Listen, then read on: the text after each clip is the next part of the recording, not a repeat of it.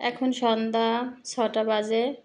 তো আমার বাচ্চাদের সন্ধ্যার নাস্তার জন্য আমি চলে আসলাম। তো আজকে আমি একটা নতুন রেসিপি শেয়ার করব আপনাদের সাথে। কেমন আছেন সবাই? আসসালামু আলাইকুম। দেখেন আমি আজকে একটা ডিম দিয়ে আপনাদের জন্য একটি নতুন রেসিপি শেয়ার করব। ডিম পিঠা। আমি দেখেন বাটিতে ১ কাপ পরিমাণ ময়দা নিয়েছি। আর তার মধ্যে আমি কিছু ১ চা চামচ চিনি নিয়েছি। আমি পরিমাণ মতো আমি লবণটা দিয়ে দিলাম।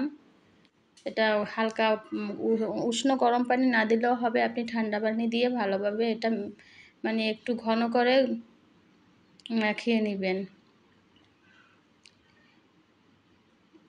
আমার কাছে ও দূরের ভাই ও বোনেরা, আপনারা অবশ্যই আমার চ্যানেলটি সাবস্ক্রাইব করবেন। যেহেতু আমার চ্যানেলটি নতুন, আমি কিন্তু এর মধ্যে পাউডার দুধ দিয়ে দিলাম ৩ চামচ একটু স্বাদ বাড়ানোর জন্য। দেখেন আমি এখন এটা নাড়িয়ে ভালোভাবে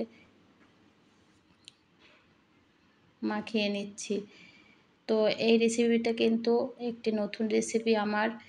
তো আপনাদের যদি ভালো লাগে বাসায় অবশ্যই ট্রাই করবেন, এবং বাচ্চাদের জন্য কিন্তু একটি লোভনীয় রেসিপি। এটা অনেক মজা করে আমার বাচ্চারা খায়।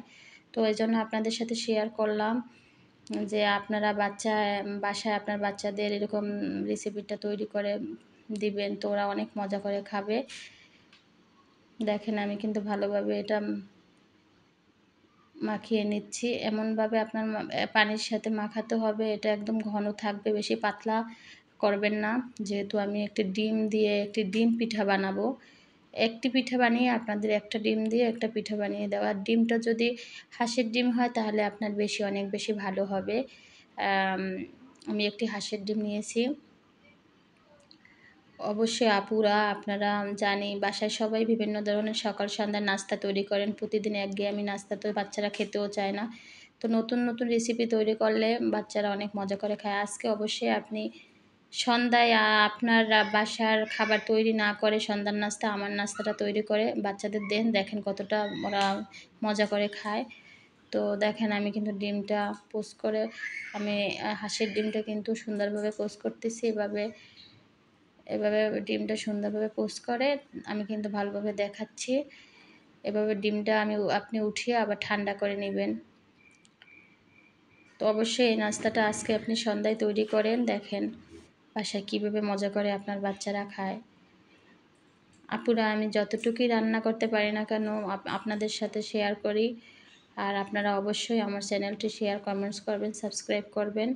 দেখেন আমি কিন্তু ডিমটা পুরোটাই কিন্তু মানে ওই যে ময়দাটা মাখিয়ে নিয়েছি, ময়দার সাথে মিশিয়ে নিলাম একদম ভালোভাবে। এই জন্য কিন্তু ঘন করে গুলতে হবে। দেখেন আমি কিন্তু তেলের মধ্যে দিয়ে দিলাম আর উপর থেকেও একটু দিয়ে দিলাম। এখন উল্টে পাল্টে আপনি এরকম লালচে বর্ণ করে আবার আপনি তেলের মধ্যে মাখিয়ে নেবেন। এভাবে ২ থেকে ৩ বার আপনার করলেই আপনার এটা অনেক বড় হয়ে যাবে। দেখেন আমি আবার উঠাচ্ছি, আবার ময়দার মধ্যে দিয়ে দিলাম, খামির মধ্যে দিয়ে দিলাম। দেখেন এটা কিন্তু একটু মোটা করেই আমি গুলছি। আর এটা আপনি এখন আবার দিয়ে দিন।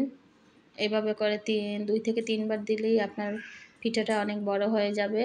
আর আপনার সুন্দর মতো আপনার ২ টা বাচ্চা সুন্দর মতোই একটা ডিম দিয়ে এই পিঠাটা খেতে পারবে। তো দেখেন আমি কিন্তু লালচে বর্ণ করে আবার উপর থেকে আবার একটু আমার গোলা দিয়ে দিলাম। গোলাটা কিভাবে দিয়ে দিচ্ছি এখন এপার থেকেও এপাশেও আমি উল্টে দিলাম, এই পাশেও আমি গোলাটা একটু দিয়ে দিব। এভাবে করে আপনি দিয়ে দিবেন শেষের গোলাটুকু, কারণ বারবার উঠাতে তো ঝামেলা সমস্যা হতে পারে। আপনি একটু সাবধানে পিঠাটা তৈরি করবেন, যেহেতু তেল ছিটে যেতে পারে। দেখেন আমি এখন লালচে বর্ণ করে এপিঠ ওপিঠ দিয়ে দেবো, আর উঠাবো না। দেখেন এপাশেও দিয়ে দিচ্ছি, আবার উল্টে ওপাশেও দিয়ে দেবো। এভাবে করে আপনি সুন্দরভাবে পিঠাটা লালচে বর্ণ করে ভেজে উঠিয়ে ফেলবেন। দেখেন পিঠাটা কিন্তু খেতে অসাধারণ। আমি আমার বাচ্চাদের মাঝে মাঝে করে দেই। তো আজকে ভাবলাম আপনাদের সাথে একটু শেয়ার করি। তো আমার পিঠাটা অবশ্যই একদিন বাসায় ট্রাই করেন। সন্ধ্যার আপনার নাস্তা তৈরি না করে আমার রেসিপিটা শেয়ার করেন বাসায়। তো করে আপনার বাচ্চাদের একটু তৈরি করে দিবেন, তো ওরা অনেক হয়তো সম্ভবত অনেক মজা করে খাবে, যেহেতু আমার বাচ্চারা কিন্তু খুব মজা করে খায়। একদম স্বাস্থ্যসম্মত একটি খাবার। আর আপনি ময়দাটা দিয়ে বানালে সবচেয়ে বেশি ভালো হবে। আমি কিন্তু ময়দা নিয়ে নিয়েছিলাম। তো দেখেন, আমার লালচে বন্যা হলে আমার কিন্তু ময়দাটা শেষ। আর এখন আমি এই পিঠাটা উঠিয়ে ফেলবো একটু লালচে বন্যা হলে।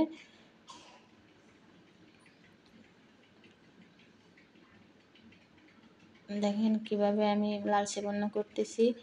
আর আপুরা অবশ্যই আমার রান্না অবশ্যই কমেন্টস করবেন, ভালো হোক মন্দ হোক কমেন্টস করবেন।